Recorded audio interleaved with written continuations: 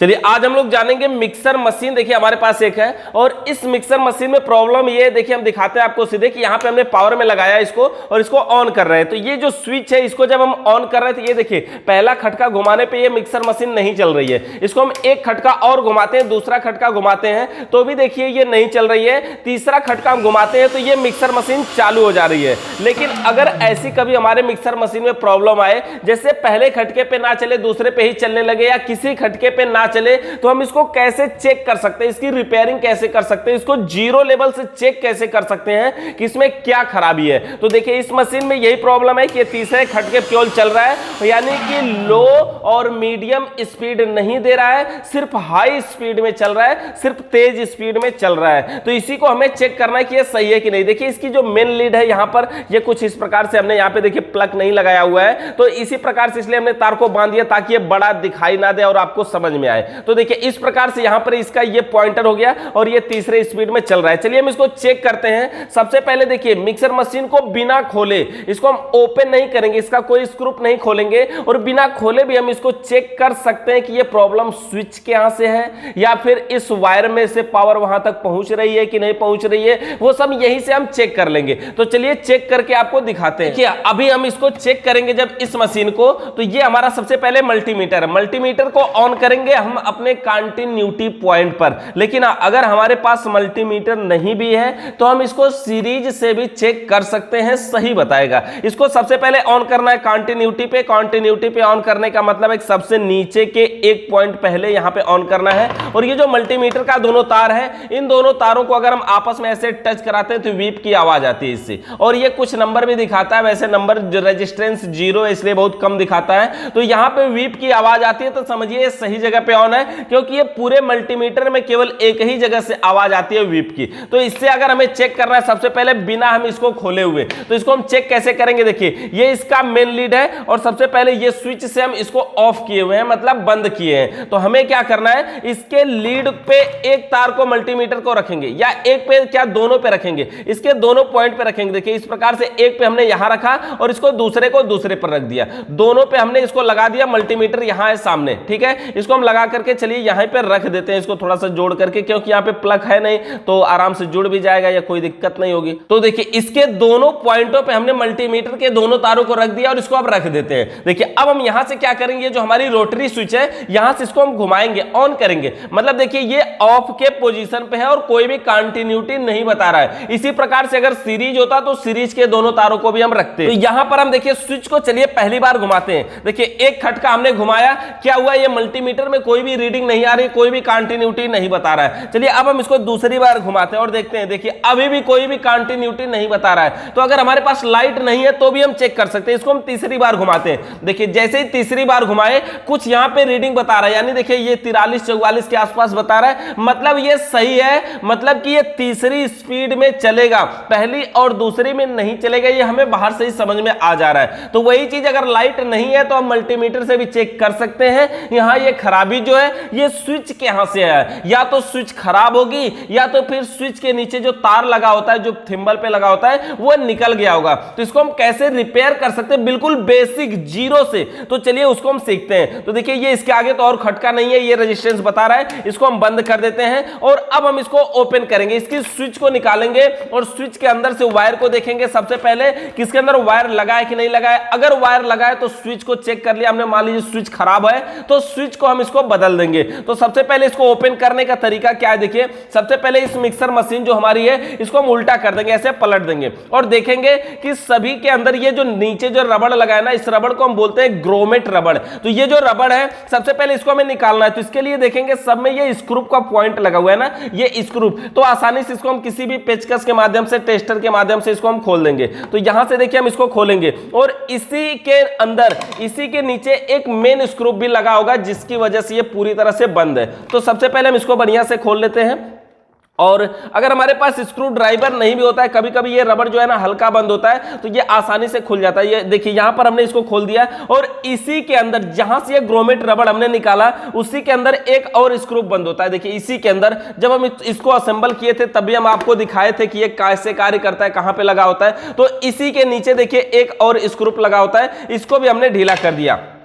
उसी प्रकार से सभी के अंदर देखिए ये जो ग्रोमेट रबड़ है हम इसको बाहर निकाल देते हैं और सभी के अंदर के स्क्रू को खोल के बाहर निकाल देंगे। और अब हम इसको सीधा करेंगे तो ये जो हमने स्क्रू को ढीला कर रखा है वो हमारे स्क्रू जो है वो बाहर निकल जाएंगे, गिर जाएंगे बाहर, और ये हमारा जो मिक्सर मशीन है ये खुल चुका होगा, ओपन हो चुका होगा। तो देखिए इस प्रकार से हमने मिक्सर मशीन को यहाँ पे ओपन कर दिया। ये हमारी मेन लीड दिख रही थी जो है, और इसके अलावा देखिए ये जो हमारा इसमें लगा हुआ है नीचे की साइड में, इसको ओवरलोड बोलते हैं। ओवरलोड का मतलब क्या हुआ कि अधिक लोड पड़ने पर ये कट कर देता है। और इसके अलावा देखेंगे इसके अंदर क्या क्या दिख रहा है, ये इसका मोटर दिख रहा है और यही है हमारी रोटरी स्विच। तो रोटरी स्विच के अंदर अगर हम तारों की बात करें तो इसके अंदर सारे तार लगे हुए हैं, कोई भी तार निकला नहीं है, सबके सब सही है, कोई दिक्कत नहीं है। मोटर पे कंटिन्यूटी भी चेक कर सकते हैं। मोटर के वायर को कैसे चेक करते हैं हमने ऑलरेडी वीडियो बना रखा है, उसको आप जाकर के देख सकते हैं। और यहां पर देखिए इसकी रोटरी स्विच ही गड़बड़ है कुल मिलाकर के। और रोटरी स्विच में क्या हुआ, देखिए इसका पॉइंटर ये ब्लैक है, ये देखिए, और येलो है, रेड है, ये तीनों कलर के वायर हैं। इसमें हाई मीडियम लो हमने पहले चेक किया हुआ था जब वायर की चेकिंग में हमने आपको बताया था। तो ये देखिए ब्लैक वाला वायर 1 नंबर में यहाँ पे लगा हुआ है, इस पे नंबर लिखा होता है। अभी हम आपको दिखाते हैं इसकी रोटरी स्विच कैसी होती है। इसकी रोटरी स्विच खराब है तो इस रोटरी स्विच को हमें चेंज करना पड़ेगा। चेंज करने के लिए देखिए हमने ये दूसरी रोटरी स्विच रखी है और ये जो रोटरी स्विच है इसको हम लगाएंगे। अब देखिए ये रोटरी स्विच के अंदर अगर आप पॉइंटों की बात करें इसके अंदर क्या क्या लिखा हुआ है तो देख पाएंगे ऐसे क्या क्या लिखा है। ये कोना कंपनी की स्विच है और एक पॉइंट है इस पे देखिए लिखा है पी का मतलब फेस, यानी फेस इसी वाले पॉइंट पे इन करवाया जाएगा। इसके अलावा ये 0 लिखा हुआ है तो इसको हम खाली छोड़ देंगे, 0 वाले से मतलब नहीं है। उसके अलावा यहाँ 1 है, 2 है और 3 है, यानी 1 नंबर पे लो है, फिर मीडियम है और 3 नंबर पे हाई है। लो है, मीडियम है और हाई है, और यहां पर फेस को इन करवाना है। यानी इसकी चेकिंग भी बहुत आसान है। अगर आप मल्टीमीटर से इसको चेक करें तो मल्टीमीटर के एक तार को ऐसे पी पर रखेंगे, दूसरे से 1 पर रखेंगे तो एक बार घुमाएंगे तो 1 पे बताना चाहिए, दूसरी बार घुमाएंगे तो दूसरी पे बताना चाहिए, तीसरी बार घुमाएंगे तो तीसरी पे बताना चाहिए। ऐसा नहीं है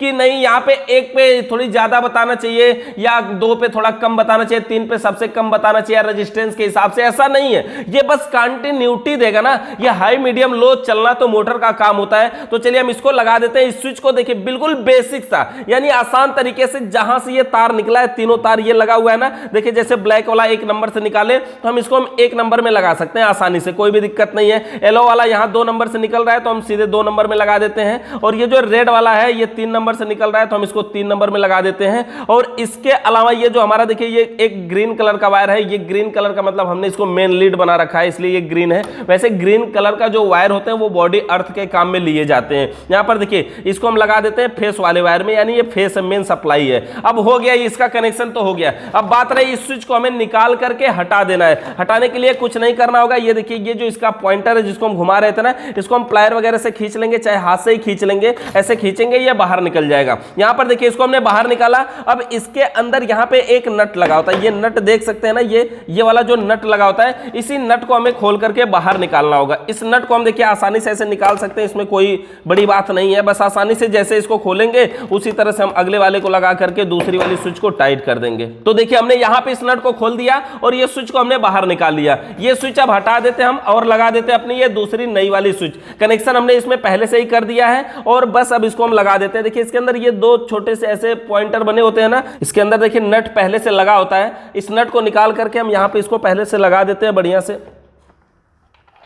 तो इसकी दूसरी वाली स्विच को देखिए हमने लगा करके इसको और बढ़िया से टाइट कर देंगे और बस कुछ नहीं, टाइट हो गया, काम हो गया। और उसके बाद अब ये देखिए हमारा इसका कवर था, जो इसका नोच था, इसको हम लगा देते हैं इस स्विच पर और बस ये खटका के साथ ये तैयार हो गया स्विच हमारी।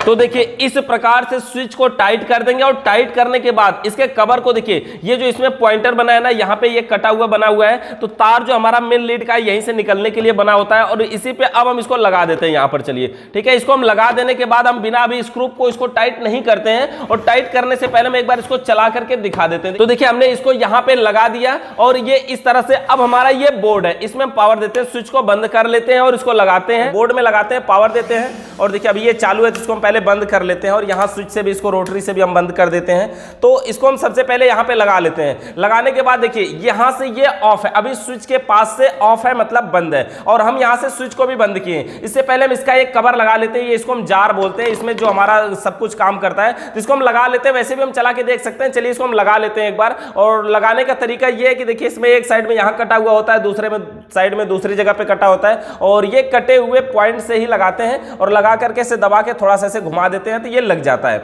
अब देखिए इसको हमें चालू करना है, तो चालू करने के लिए क्या करेंगे, ये इसकी स्विच है, स्विच के पॉइंट पे देखेंगे यहाँ पे लिखा होता है लो, मीडियम और हाई, और ये देखिए सबसे ऊपर के पॉइंट पे है, मतलब यहाँ पे ऑफ का पोजीशन है। तो इसको हम एक बार घुमाते हैं। देखिए पहली बार इसको हम जैसे ही घुमाएंगे लो के स्पीड में चलेगा, लेकिन उससे पहले हमें ये स्विच ऑन कर लेनी है। पहले हम स्विच को ऑन कर लिए और उसके बाद इसको एक बार घुमाते हैं। देखिए जैसे हम इसको घुमाएंगे देख पाएंगे ये कुछ चल रहा है इस प्रकार से।